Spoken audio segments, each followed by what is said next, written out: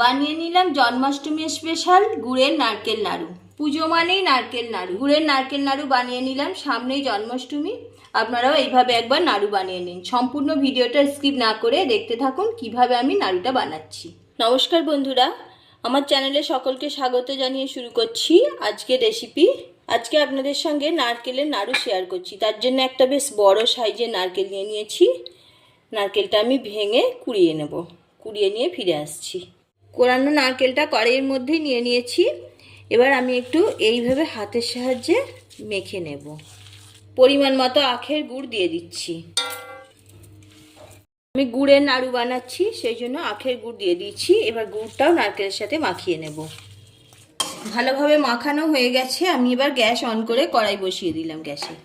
এবার নাড়তে থাকবো, এইভাবে নাড়তে নাড়তে নাড়ুর পাকটা বানিয়ে নেব।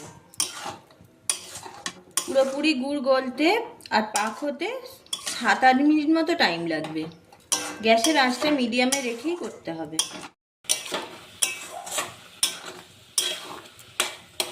গুড় পুরোপুরি গলে গেছে, নারকেলের সাথে মিশে গেছে। মিডিয়াম আঁচে নাড়তে নাড়তে অনেকটাই পাক হয়ে গেছে। দেখুন রসটা অনেকটা শুকিয়ে গেছে। এইভাবে আরো কিছুক্ষণ নাড়তে নাড়তে নাড়ুটা পুরোপুরি পাক হয়ে যাবে।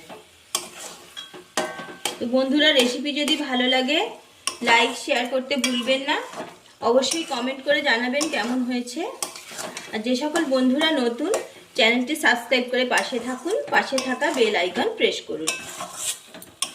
তো পুজো মানেই তো নারকেলের নাড়ু, যে কোনো পূজাতেই আমাদের নারকেলের নাড়ু লাগে। এইভাবে একবার গুড়ের নারকেল নাড়ু বানিয়ে দেখুন, দারুণ টেস্ট হয়। দেখুন বন্ধুরা, নাড়ুর পাকটা রেডি হয়ে গেছে। দেখতেই পাচ্ছেন কড়া থেকে ছেড়ে যাচ্ছে, এই যে জড়ো হয়ে যাচ্ছে, তখনই বুঝতে হবে নাড়ুটা সম্পূর্ণরূপে রেডি হয়ে গেছে।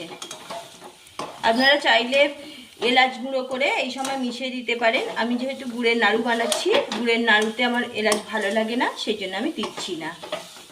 সুন্দর একটা নাড়ুর গন্ধ উঠেছে। এবার গ্যাসটা অফ করে দিচ্ছি। ঠান্ডা হলে নাড়ু পাকিয়ে নেব। অনেকটাই ঠান্ডা হয়ে গেছে। আমি হাতের মধ্যে কিছুটা পরিমাণ নিয়ে নিয়েছি। এবার এরকম গোল গোল করে নাড়ু পাকিয়ে নিতে হবে। হাতের মধ্যে এইভাবে নিয়ে এইভাবে আমরা নাড়ু পাকিয়ে নিলাম। দেখুন কত সুন্দর হয়েছে। সামনেই জন্মাষ্টমী আসছে। আপনারা এইভাবে গুড়ের নারকেল নাড়ু বানিয়ে শ্রীকৃষ্ণকে ভোগ নিবেদন করতে পারেন। তাছাড়া যে কোনো পূজাতেও বানাতে পারেন। এইভাবে সবগুলো নাড়ু বানিয়ে নিচ্ছি। সবগুলো নাড়ু বানানো হয়ে গেছে। আমি একটা প্লেটের মধ্যে সার্ভ করে দিলাম। নাড়ুগুলো কতটা সুন্দর হয়েছে দেখুন। এইভাবে আপনারাও বাড়িতে একবার নারকেল নাড়ু বানিয়ে নিন। ভালো থাকুন, সুস্থ থাকুন। আজ এই পর্যন্ত।